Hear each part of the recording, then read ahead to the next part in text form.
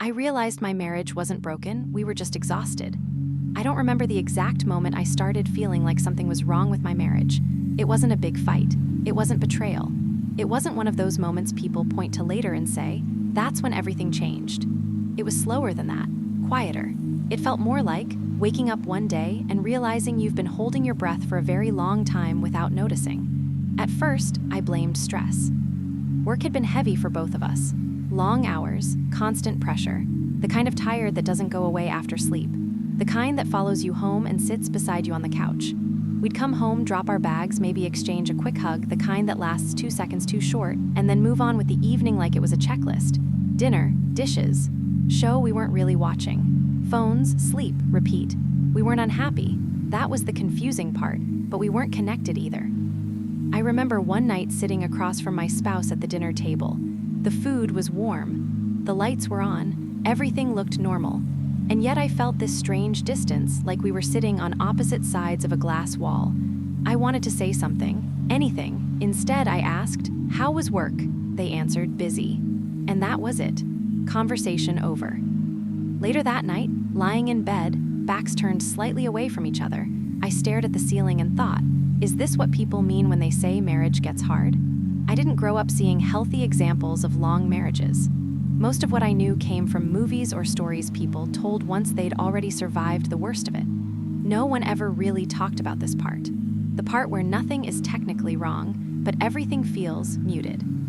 I started replaying our early years in my head without meaning to. How we used to talk for hours.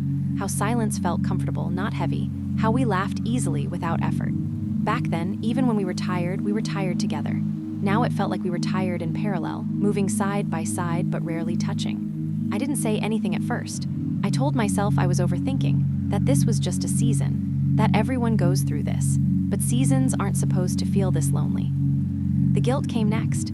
I started wondering if this was my fault, if I'd changed too much, if I'd stopped trying, if I expected too much from marriage in the first place. So I tried harder. I picked up more chores, smiled more, complained less. I told myself that if I just made life easier, things would improve. They didn't. I felt more invisible than before. Not ignored, invisible. There's a difference. Ignored feels intentional. Invisible feels accidental, like no one even realizes you're fading. I noticed how little physical affection there was anymore. Not just intimacy, simple things. A hand on the back, sitting close, leaning into each other without thinking. None of it was gone because we didn't care. It was gone because we were tired. And tired people forget to reach. I remember one evening when I finally worked up the courage to ask, "Are we okay?" They looked surprised. "Yeah," they said. "Why wouldn't we be?"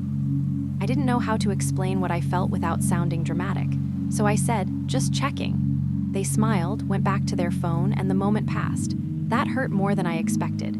Not because they dismissed me, but because I realized how disconnected we'd become if my fear sounded strange to them. I started feeling this quiet panic creeping in. What if this was the beginning of the end? What if love didn't always end with explosions, but with silence? I stopped talking about it entirely after that. I didn't want to create problems that didn't exist. I didn't want to be the person who was never satisfied. But inside, I was grieving something I couldn't name. Then came the night that changed everything. I was running late. Traffic was bad. My phone was almost dead. By the time I got home, the house was quiet except for the TV. I found my spouse asleep on the couch. Not peacefully. Collapsed. Still dressed. Shoes half on. One arm hanging awkwardly over the side. Phone face down on their chest like it had slipped out of their hand mid-scroll. The TV was playing some show neither of us ever finished. I stood there longer than I meant to. They looked older than I remembered. Not in a dramatic way, just worn. I felt this sudden ache in my chest, like I'd been so focused on what I was missing that I hadn't noticed what they were carrying. I turned off the TV slowly. They stirred but didn't wake. I covered them with a blanket and sat on the floor beside the couch. And something inside me cracked open. This wasn't distance. This wasn't indifference. This was exhaustion. The kind that drains you so deeply you don't even realize what you're losing. I thought about how often we'd said "I'm tired" lately, like it was just a throwaway phrase, like it didn't mean anything, but it meant everything. The next morning, we moved slower than usual. No rushing, no autopilot. I looked at them over coffee and said, "You look really tired." They didn't brush it off. They sighed. "I am," they said. "I don't even remember the last time I felt rested."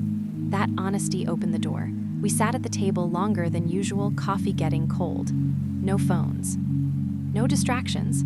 They talked about work pressure, about feeling like they were failing despite trying so hard, about carrying the weight of responsibility and feeling guilty for having nothing left at the end of the day. I listened, not to respond, not to fix, just to understand. When it was my turn, I admitted things I hadn't said out loud before, that I felt lonely sometimes, that I missed us, that I was scared this quiet distance meant love was fading. There were tears, quiet ones. The kind that come from being honest after holding it together for too long. We didn't make promises that morning. We didn't talk about working on the marriage. We talked about how tired we were, together. That changed everything, because exhaustion looks like distance when it's unnamed. But once you name it, it stops feeling like rejection. Things didn't magically improve after that. Life didn't slow down. Work didn't get easier. Responsibilities didn't disappear. But we stopped blaming each other for what exhaustion was stealing. When one of us snapped, the other asked, "Is today just heavy?" When silence showed up, it didn't feel threatening anymore. We started choosing rest over perfection, letting the house be messy, letting plans be canceled, letting ourselves be human. Touch came back slowly. A hand squeezed in passing, leaning into each other on the couch.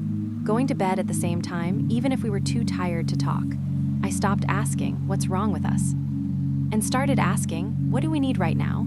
I learned something important during that season. Love doesn't always disappear when things feel dull.